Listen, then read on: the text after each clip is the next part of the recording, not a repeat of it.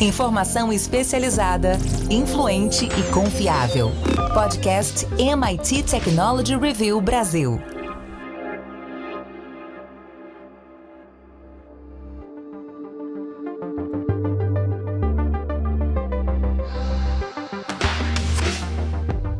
Olá, eu sou o Carlos Aros e esse é o podcast da MIT Technology Review Brasil. Este podcast, vale lembrar para você, é apresentado pelo SAS.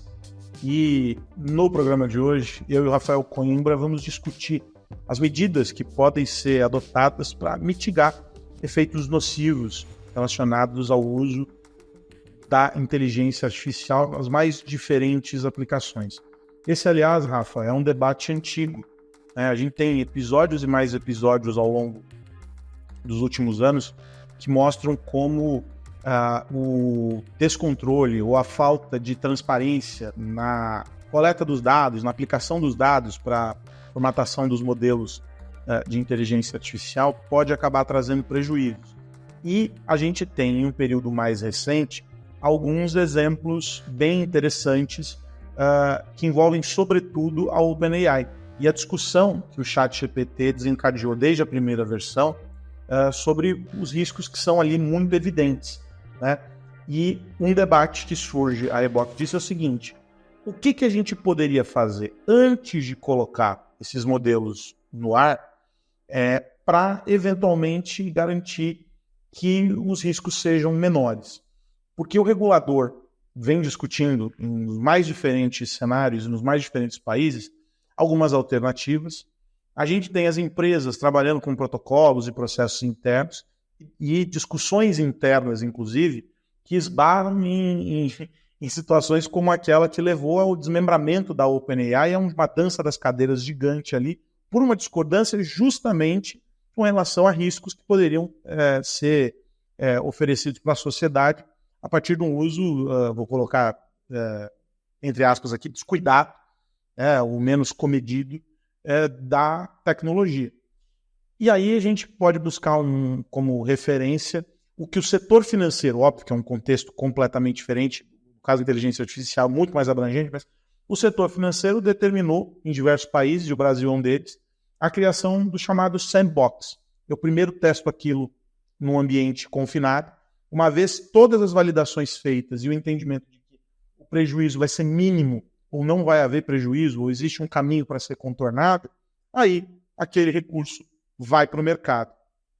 A gente precisa, Rafa, na tua avaliação, de um sandbox para a inteligência artificial no mundo?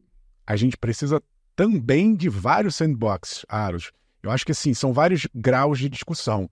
Se a gente for olhar lá por cima, tem as leis, então tem vários países elaborando, o Brasil também está dentro desse contexto tentando macro-regular. A gente tem essa parceria público-privada em que você consegue fazer esses testes num ambiente mais regulado, em que dá ali mais ou menos para ver o passo a passo e fazendo ajustes caso surjam esses riscos, caso aconteça algum erro. Então, antes de lançar solução para o mercado, dá para ter ali uma fase de um projeto piloto. E eu acho, Aros, que dá para a gente ir num nível ainda mais granular, que é dentro das corporações. Esse é um assunto ainda pouco discutido. É importante porque volta e meia acontecem saídas, movimentações de colaboradores, de funcionários que olham ali por dentro das entranhas dessas empresas de tecnologia e falam, alguma coisa aqui não está legal, não estou gostando do que eu estou vendo. Às vezes a pessoa sai ali reclamando, às vezes sai de fininho para não criar um mal-estar com o ex-patrão, mas fato é que seria muito importante que a gente começasse a ter uma abertura de fato dentro das empresas com a participação dos funcionários. Só para dar um contexto mais histórico, né? A gente está, você falou aí de ChatGPT, OpenAI, a gente está aí há quase 2 anos do ChatGPT, da primeira versão do 3.5 lá, que chocou o mundo, com a primeira vez a gente vendo aquele chatbot falando, escrevendo como se fosse humano, e estamos à beira do 5. É muito provável que a gente tenha uma nova versão super poderosa. O Sam Altman, o CEO da OpenAI, tem falado que até o fim do ano sai alguma coisa, o fim do ano já está chegando, então é muito provável que a gente veja aí nos próximos 2, 3 meses uma outra grande revolução. E a pergunta é, o que está sendo feito? Porque também, se a gente lembrar, mais ou menos 1 ano e pouco atrás, teve aquela grande carta famosa, várias pessoas assinando, dizendo parem as máquinas, calma, que a gente tem que saber o que está acontecendo. Não só ninguém parou as máquinas, como eu estou dizendo agora, aceleraram esses processos, e volta e meia a gente só tem esses momentos de transparência quando alguém sai, quando alguém reclama. Então, seria muito importante que a gente desse, né, o que essas empresas que trabalham com IA, a gente está falando, obviamente, focando em OpenAI, mas isso se estende às outras Big Techs, a Google, a Microsoft, a Meta com o seu modelo Llama, que essas estruturas elas sejam abertas para que a comunidade, por exemplo, de pesquisadores, de cientistas, de programadores, possa observar, óbvio que guardadas ali as devidas ressalvas, né, em relação à inteligência, a segredos tecnológicos, mas para isso existem esses acordos, os NDAs, para que as pessoas possam observar e não transferir essas tecnologias para fora, esses segredos industriais, mas deveria haver esse contato entre o mundo externo e, principalmente, dar liberdade para funcionários, ao verem algo ali estranho, que essas pessoas tivessem a liberdade de questionar, de que não fossem perseguidas, por exemplo, que não fossem demitidas, que houvesse realmente um ambiente de criatividade, de inovação, com uma segurança psicológica.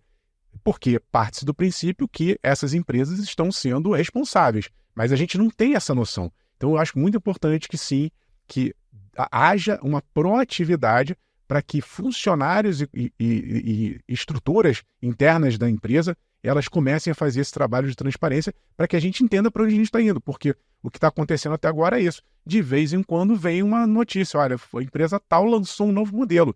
Mas e aí? Até agora o mundo não acabou. E eu sou do time dos mais otimistas, acho que não vai acabar o mundo. Mas fato é que são tecnologias superpoderosas e seria muito importante que a gente avaliasse isso enquanto essas soluções estão sendo construídas, porque eventualmente vai surgir algo muito mais poderoso do que já veio até agora e sim, isso pode vir com um risco embutido, com um impacto muito grande para a sociedade. Daí, Rafa, surge uma questão que eu acho que talvez seria aquela coisa, né? Se alguém tivesse a resposta para isso, estaria bilionário, né? Mas qual seria o caminho para a gente diminuir a fricção nesse processo? Ou não existe fricção, um caminho sem fricção nesse processo de adoção de uma tecnologia que tem um impacto tão profundo? Porque, historicamente, quando a gente olha outros movimentos, outras ondas, a gente esbarrou nessas mesmas questões. Eu fico me questionando o que a gente tem de diferente nesse contexto que envolve a IA.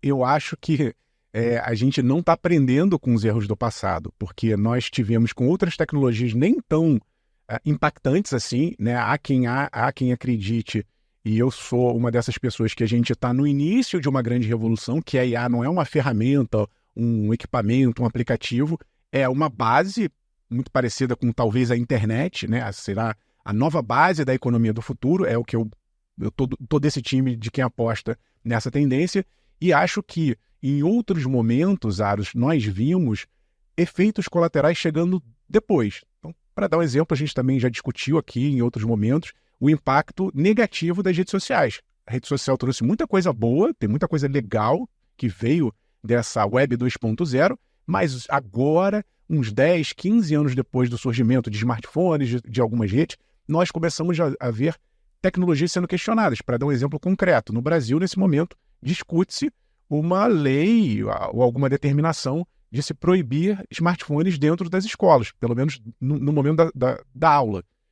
Isso era até outro dia impensável, porque acreditava-se que a nova geração digital tem que estar conectada. Novamente, tem um lado bom disso, mas será que isso em excesso não causa prejuízos? Então a gente, na maioria das vezes, só consegue ver esses efeitos colaterais depois de alguns anos. Só que no caso da inteligência artificial, a gente também só deve ver esses efeitos colaterais daqui a alguns anos, mas a impressão que se tem é que essa adoção ela é mais rápida do que em outras tecnologias. O ChatGPT foi o aplicativo mais rapidamente, chegou a 100 milhões de pessoas num determinado tempo. Então, a escalabilidade, a velocidade, a forma como essa tecnologia começa a se entranhar dentro de outras tecnologias faz com que esse risco, digamos assim, ele seja potencialmente maior, sobretudo na falta de controle, porque uma vez também que essas tecnologias, sobretudo modelos que são abertos, começam a circular novamente, vai ter bons programadores que vão pensar em bons usos para essas tecnologias, mas eventualmente é um poder que também pode cair na mão de pessoas que vão usar maliciosamente a inteligência artificial. Então, me preocupa esse grau de velocidade com a quantidade de pessoas e a gente não está olhando esses efeitos colaterais. E talvez eles sejam muito mais impactantes e talvez eles cheguem de uma maneira muito mais rápida se a gente comparar com outras tecnologias. Eu acho que essa lição mundial que a gente teve nos últimos anos, que no momento eu não estou vendo não. Estou vendo passou ali uma fase mais pessimista, né, de medo, e agora o pessoal já está achando, não, é isso aí mesmo, vamos em frente, quanto mais melhor. Não sei, eu acho que a gente tinha que dar, novamente, não sou do time que acho que tem que frear, que tem que super regular, porque isso realmente acaba muitas vezes matando a inovação, mas acompanhar, eu acho que essa é a palavra-chave, é acompanhar com transparência para que, caso algo aconteça, a gente consiga corrigir no momento certo e não disseminar esse tipo de tecnologia e depois não tem nesse caso da IA, é difícil ter volta. O episódio dos nossos amigos da OpenAI mostra, e depois a mobilização, né, de cientistas aí do mundo todo, etc., mostra que esses grupos organizados, etc., cumprem um papel importante como fiscais, como vigilantes aí desse processo e etc. Mas não necessariamente eles têm força para mudar a engrenagem. Até porque eles estão dentro dessa engrenagem, eles fazem parte dessa engrenagem. A gente já viu outros episódios, aliás, a Technology Review americana fez uma série de artigos e reportagens sobre o episódio envolvendo um engenheiro do Google que fez denúncias sobre a IA do Google. Né? A gente acompanhou tudo isso. Esse cara, sob certa perspectiva, ele acaba se tornando um pária dentro desse universo, porque ele se insurge contra o resto do mundo, né? Ele tá nadando ali contra a corrente. Esse cara, portanto, é uma figura difícil da gente encontrar se ela não tiver organizada, se ela não tiver institucionalizada. Aí a pergunta é a seguinte: quem vigia o vigilante? E tem um adicional, né, Aros? Porque começa-se uma grande guerra comercial. Então, é importante a gente ressaltar também, a OpenAI, ela está passando por um momento, nesse exato período, de intensa transformação. Acabou de sair mais uma altíssima executiva, a Mira Murati. Ela era, até então, ali, junto com o Sam Altman, a principal executiva da empresa, trabalhou 6 anos. Ela chegou a assumir, não sei se vocês lembram, quem está nos ouvindo aqui, quando o próprio Sam Altman foi nessa bagunça que você tinha citado rapidamente, Aros, quando ele foi afastado da companhia, ela que assumiu ali como CEO, então é uma figura de altíssima patente, saiu meio no sapatinho, não reclamou, não falou nada, então a gente fica sem saber, saiu por quê? Saiu porque está cansada? Saiu porque vai para a concorrência? Saiu porque vai fazer, sei lá, vai partir para uma organização não governamental e ficar falando dessa vigilância que a gente está aqui? Então, esses movimentos, eles precisam ser muito bem acompanhados. Você está aqui só outros aqui que eu tenho na minha lista aqui anotados, né? Teve o cientista-chefe e cofundador da própria empresa, o Ilya Sutskever, que saiu da empresa em maio, e teve um outro cofundador, o John Schulman, que saiu em agosto para rival Anthropic. Então, essa movimentação comercial, ela está em jogo também, porque a pessoa às vezes sabe até dos riscos, mas vai para um concorrente, vai abrir uma nova empresa. A gente está também com a própria OpenAI nesse momento num processo de especulação. Há quem diga que a empresa está querendo captar recursos, que ela vai chegar talvez a 150 bilhões de dólares de valor, porque a OpenAI originalmente surgiu como uma organização não governamental, ela não tinha fins lucrativos, e aí criou-se ali uma divisão para receber dinheiro. É nesse outro pedaço que vem a grana da Microsoft investindo em IA na OpenAI. Então, parece já há algum tempo que a OpenAI está virando, né, está pivotando, indo para esse lado mais comercial, querendo, obviamente, ganhar dinheiro, e alguns ficam talvez quietos, né? Às vezes até sabem desses riscos, mas vamos deixar quieto porque, afinal de contas, vai se tornar cada vez um grande negócio. ou então quem vê ali alguma coisa estranha acaba saindo, levando esses segredos, indo para o competidor ou criando uma solução nova. Esse contexto também é muito importante da gente pensar porque mudou completamente, era uma coisa, isso sem falar nas outras grandes empresas, que é o que eu citei também, Google, Meta, Apple, tá todo mundo de olho nesse filão.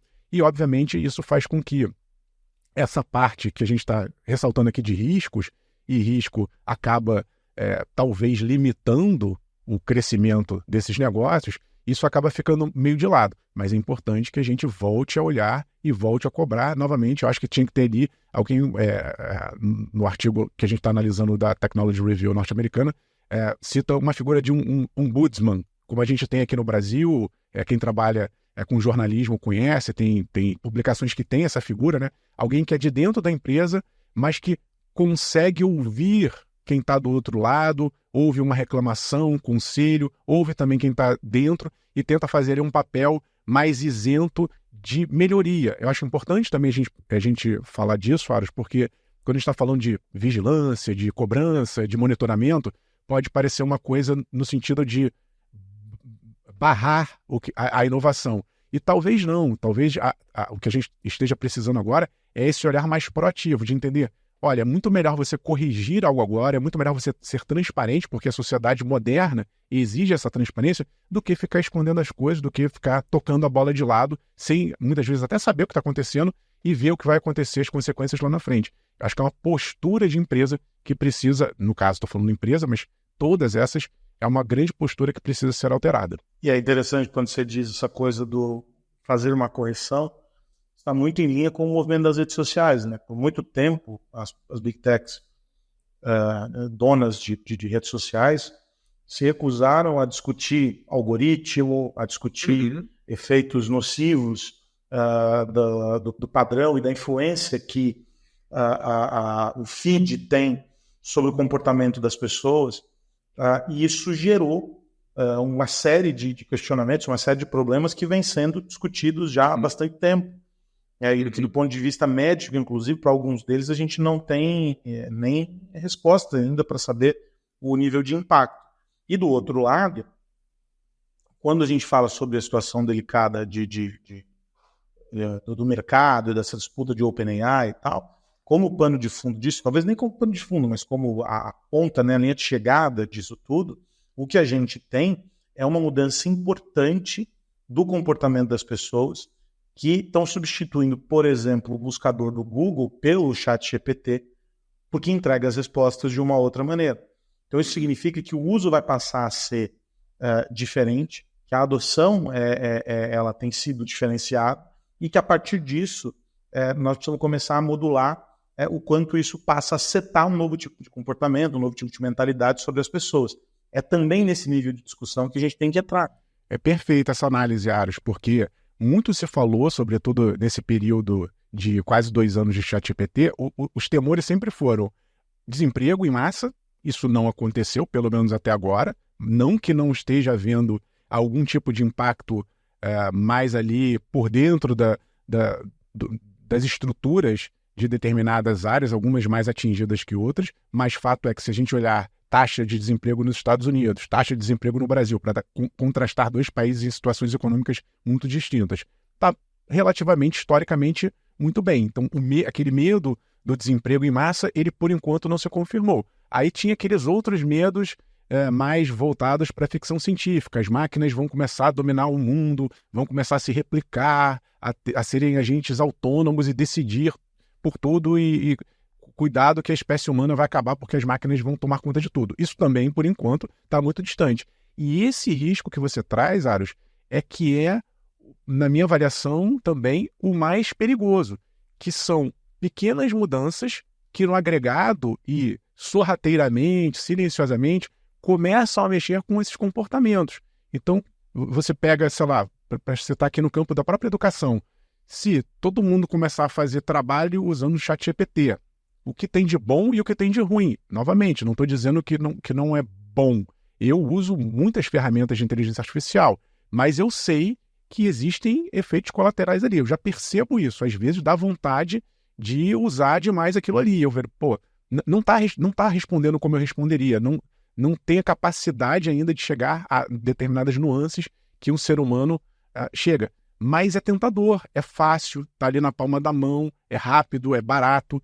Então, se a gente começar, novamente, a usar, todo mundo começar a usar esse tipo de ferramenta, no agregado, daqui a alguns anos, pode ser que tenha um impacto. Quem está medindo isso? Eu acho que também entra nessa discussão, Aros, algum tipo de pesquisa, de monitoramento, parcerias com universidades, com academia, isso deveria ser promovido por essas empresas, para que a gente medisse desde já esses impactos.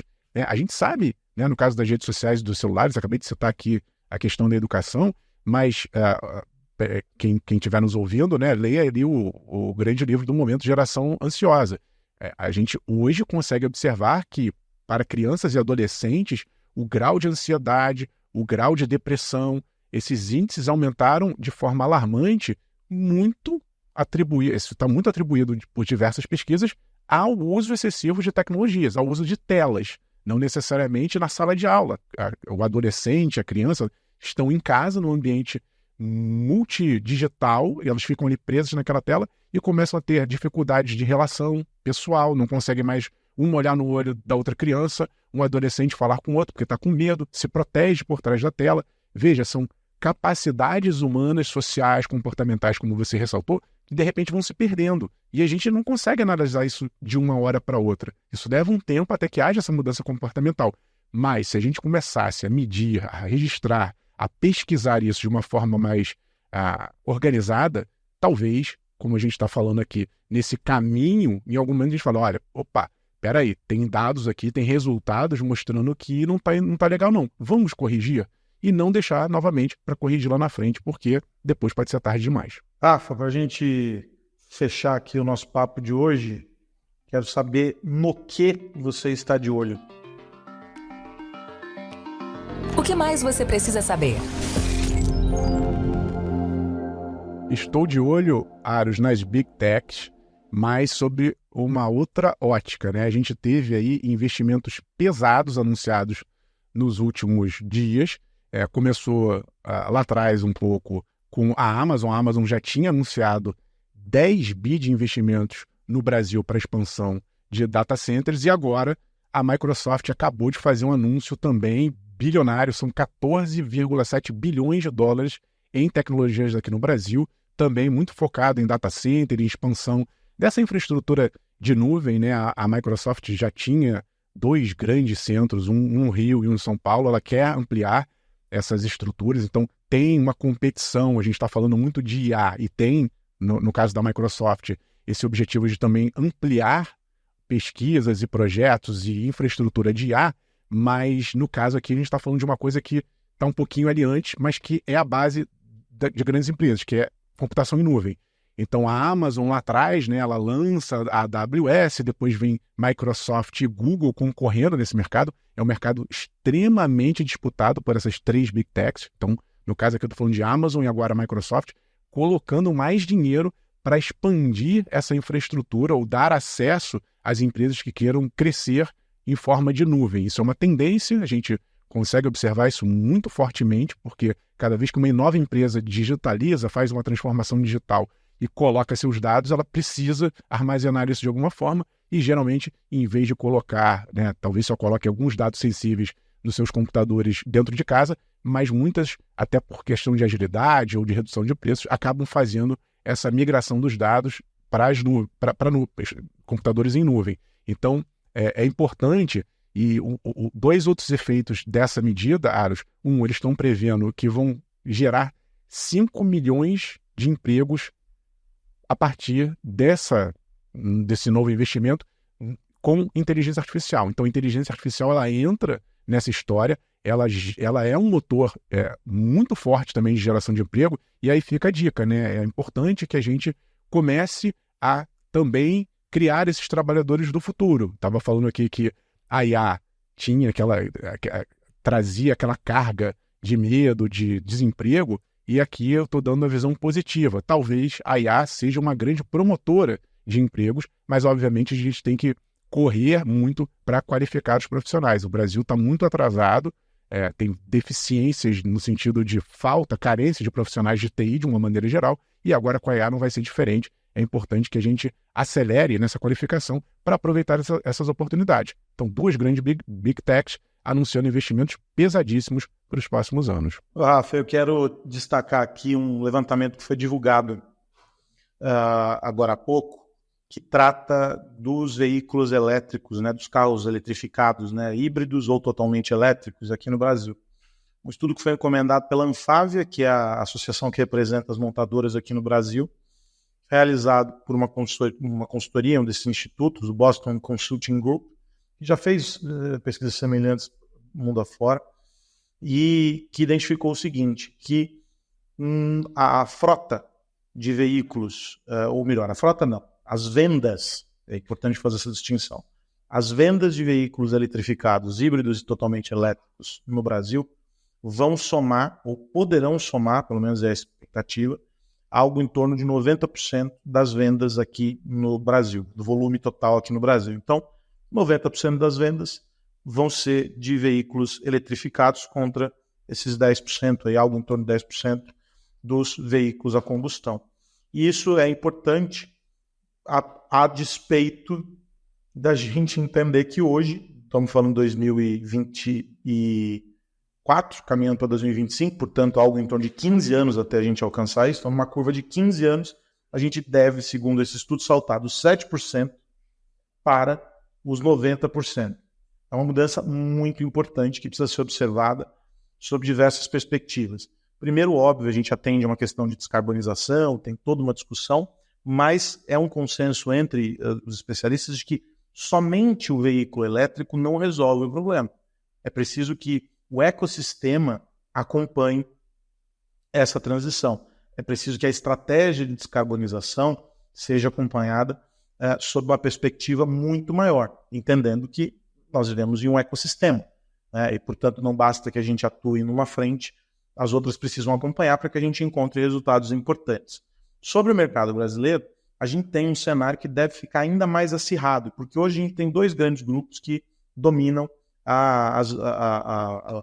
as vendas de veículos eletrificados.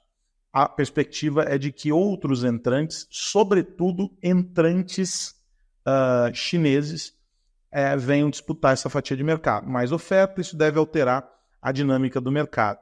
E aí o grande ponto é que deve haver também um crescimento muito expressivo na categoria dos veículos pesados, os ônibus e os caminhões. E aí a gente tem um cenário interessante quando a gente pensa em um país cuja logística está muito baseada na estrutura rodoviária. Esse número deve alcançar os 60% das vendas lá em 2040, segundo esse estudo também. O que é importante considerar é que existe um movimento global para entender qual será a dinâmica desses veículos. Por quê? Justamente pela questão de ecossistema, justamente pela visão de um endereçamento em que não basta que o veículo seja elétrico, preciso entregar uma infraestrutura, preciso entregar uma condição para que isso aconteça. E aí, a aposta de alguns analistas, para além do que diz o estudo, é a de que os híbridos devem ter mais espaço em mercados como o brasileiro, por exemplo, em função justamente da questão de infraestrutura. Então, a gente deve ter uma demanda maior pelos híbridos, porque não vai haver um acompanhamento da infraestrutura para garantir a vida dos elétricos, sobretudo quando a gente começa a avançar aí no Brasil profundo. Porém, o que entra como um elemento adicional nessa história, no caso brasileiro, são os biocombustíveis, a combinação dos biocombustíveis, pensando aí nessa história dos híbridos. Por quê? Porque a gente tem a aplicação do biocombustível, que por si só já traz um esforço importante de redução de CO2, junto do movimento dos elétricos. E aí essa combinação pode ser poderosa e o Brasil tem mercado importantíssimo para abrir frente com os biocombustíveis. O Brasil larga nada de praçada a respeito desse tema. Então, é importante acompanhar isso para a gente saber como o Brasil, sobretudo, vai liderar de alguma maneira esse processo, pensando no mercado latino-americano e como a gente pode se posicionar globalmente quando a gente fala sobre biocombustíveis. Investimentos importantes, a gente acompanhou, inclusive, no Energy Summit, algumas iniciativas de anúncios de alguns estados pensando em biocombustíveis e energia renovável e etc. Então, toda essa movimentação caminha em linha com o que essa pesquisa aponta, que é uma tendência mesmo à adoção desse tipo de veículo. Acho que nós todos estaremos elétricos ao longo dos próximos anos, Rafa. Tomara. Vê que tanto eu quanto você estamos aí dando oportunidades, né? Falando de oportunidades de liderança do Brasil em diversos segmentos. A gente tem tudo para poder avançar aí nessas áreas, tanto aqui no caso de IA e data centers, nuvem, como na eletrificação do mundo. Estamos precisando disso. E eu agradeço a você que nos acompanhou, agradeço os nossos parceiros do SAS, que apresentam este podcast aqui da MIT Technology Review Brasil, e agradeço você, Rafael Coimbra. Nos encontramos na semana que vem. Com certeza estaremos aqui, Aros. Um recado, eu e André Miceli estamos em Boston no evento MIT Tech, que é o maior evento que acontece em Boston, do MIT, nos Estados Unidos, falando de tecnologias em diversos setores, e você que é assinante vai receber em breve um compilado com os principais insights, as principais frases, tudo o de importante que rolou nesse evento. Até semana que vem. Até semana que vem, para você que nos acompanha, eu faço a sugestão para que você assine nossa newsletter, nos siga nas redes sociais e, claro, assine a MIT Technology Review Brasil, o ecossistema completo de conteúdo sobre tecnologia, negócios e sociedade. Um grande abraço. Tchau, tchau. Você ouviu o podcast MIT Technology Review Brasil, apresentado por Tech Institute.